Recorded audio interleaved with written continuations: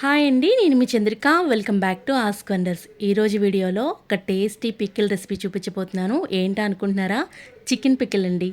ఈ చికెన్ పికిల్ని బయట కొనే పనే లేకుండా ఇంట్లో మనం చాలా ఈజీగా చేసుకోవచ్చండి. కరెక్ట్గా కొలతలు తీసుకున్నట్లయితే సూపర్గా కుదిరిపోద్ది అనమాట. ఫ్రిడ్జ్లో అయితే 3 months వరకు, బయట అయితే 1 month వరకు స్టోరేజ్ ఉండే ఈ పికిల్ రెసిపీని ఎలా చేసుకోవాలో ఈ ప్రాసెస్లో చూసేద్దామా? ముందుగా నేను ఇక్కడ ఒక బౌల్ తీసుకుంటున్నానండి. మెత్తగా మనం బోన్లెస్ చికెన్ని 1/2 kg వరకు తీసుకుంటున్నాను. బోన్ ఉన్నా పర్వాలేదనమాట. కాకపోతే పిల్లలు తినేటప్పుడు ఇబ్బంది పడతారు కాబట్టి మనం మెత్తని ముక్కలతో చేసుకుంటేనే బెటర్ ఆప్షన్ అనమాట. ఇప్పుడు ఈ పికిల్లోకి 1/2 teaspoon వరకు మనం పసుపు యాడ్ చేసుకోవాలి.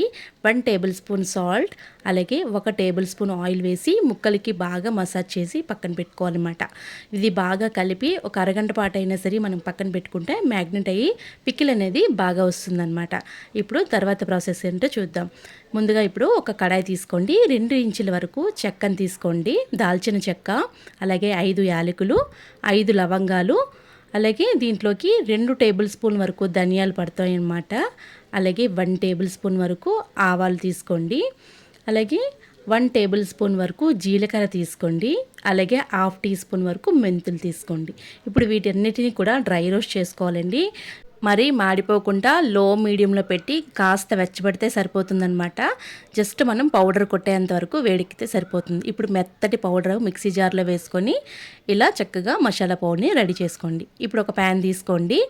ఆ ప్యాన్లో తడి లేకుండా చూసుకోండి. ముందుగా మనం మ్యాగ్నేట్ చేసిన చికెన్ని మొత్తం కూడా ఇలా వేసేసి వాటర్ ఏమీ కూడా యూస్ చేయకుండా చికెన్ని మనం ఫ్రై చేసుకోవాలి. మనం ఇందులో వేసిన 1 tablespoon ఆయిల్తోని ఈ చికెన్ మొత్తాన్ని కూడా మనం ఫ్రై చేసుకోవాలి. మూత పెట్టు మధ్య మధ్యలో చూసుకుంటూ ఒక 15 నిమిషాలైనా మనకి ఈ చికెన్ని ఫ్రై చేసుకోవాలన్నమాట. చూసారా, చికెన్ నుంచి వాటర్ అంతా కూడా వచ్చేస్తుంది కదా.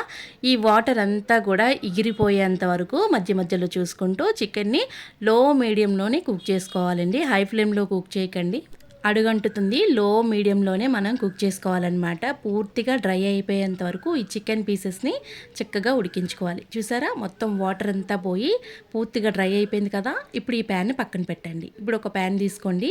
ఇక్కడ నేను 1 cup వరకు పప్పు నూనె తీసుకుంటున్నాను, వేరుశనగ నూనె.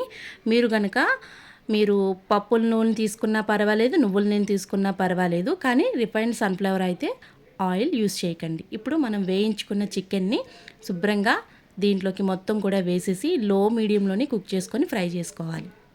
ముక్క సరిగ్గా వేగకపోతే మనకి పచ్చడి అనేది పాడైపోయే ఛాన్స్ ఉంటుంది కాబట్టి చక్కగా లో మీడియంలో చక్కగా ఇలా రోస్ట్గా మంచి రెడ్ కలర్లో వచ్చేంత వరకు ఈ చికెన్ పీసెస్ని అయితే వేయించుకోవాలి. చూసారా, ఇలా వేగితే సరిపోతుందన్నమాట. ఇప్పుడు దీంట్లోకి ఫ్రెష్గా దంచి పెట్టుకున్న అల్లం వెల్లుల్లిపాయ ముద్దని 1 tablespoon వరకు వేయండి. ఇప్పుడు ఈ అల్లం వెల్లుల్లిపాయ పేస్టు అలాగే చికెన్ కూడా మళ్ళీ చక్కగా లో మీడియంలో పెట్టి పచ్చివాసన అంతా పోయేంత వరకు వేయించుకోవాలి. దీంట్లోకి ఒక గుప్పెడి కరివేపాకు వేసుకోండి. కరివేపాకు వేసుకుంటే బాగుంటుంది పికిలు. మీకు నచ్చితే వేసుకోండి, లేకపోతే లేదు కరివేపాకు, కానీ వేస్తే చాలా బాగుంటుందన్నమాట. ఇప్పుడు వెంటనే స్టవ్ ఆఫ్ చేసేసేయండి. స్టవ్ ఆపేసి మనం శుభ్రంగా గ్రైండ్ చేసి పెట్టుకున్న మసాలా పౌడరు, అలాగే ఇక్కడ నేను 1/2 cup వరకు సాల్ట్ అయితే వేస్తున్నాను, అంటే 30 grams వరకు ఉంటుంది. అలాగే 50 grams వరకు కారం తీసుకోండి. పచ్చడి కారం అంటే మనకి బయట దొరుకుతుంది, 3 mango పికిల్కి అయితే వాడుతూ ఉంటారు కదా, ఆ కారాన్ని తీసుకొని జస్ట్ ఇప్పుడు మనం స్టవ్ ఆపేసిన తర్వాత బాగా కలుపుకోవాలి. ఇలా బాగా కలుపుకున్న తర్వాత పూర్తిగా చల్లారిన తర్వాత మనం మిగతాది ప్రాసెస్ చేద్దామండి. పూర్తిగా చల్లారిపోయేంత వరకు పక్కన పెట్టండి. చూసారా, ఇప్పుడు చల్లారిన తర్వాత కాస్త గట్టి పడిపోయింది కదా పికిల్ అనేది. ఇలా గట్టిగా ఉన్నప్పుడే మనం గాజు సీసాలోకి కానీ గాజు దాంట్లోకి కానీ తీసుకోవాలన్నమాట. ఇప్పుడు ఒక బౌల్లోకి నేను తీసి చూపిస్తున్నాను కదా. పికిల్ మొత్తాన్ని కూడా ఇట్లాగా బౌల్లోకి తీసేసి దీంట్లోకి మనం నిమ్మరసం అయితే యాడ్ చేసుకోవాలన్నమాట. చూసారా, ఇలా గట్టి పడిన తర్వాత ఒకసారి బాగా కలుపుకోవాలండి.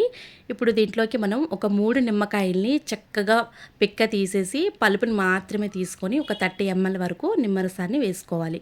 పూర్తిగా చల్లారిన తర్వాతే ఈ పిక్కల్లోకి మనం నిమ్మరసం యూజ్ చేయాలి, లేకపోతే పాడైపోయే ఛాన్స్ ఉంటుందన్నమాట.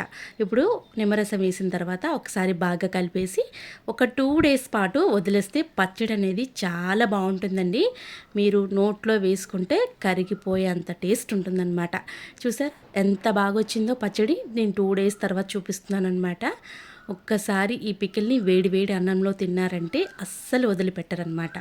వీడియో కనుక నచ్చితే మీరు కూడా ట్రై చేసి మీకు ఎలా కుదిరిందో నాతో కింద కామెంట్ సెక్షన్లో కామెంట్ చేయండి. మరిన్ని వీడియోస్ కోసం మా ఛానల్ని సబ్స్క్రైబ్ చేయండి. Thank you for all.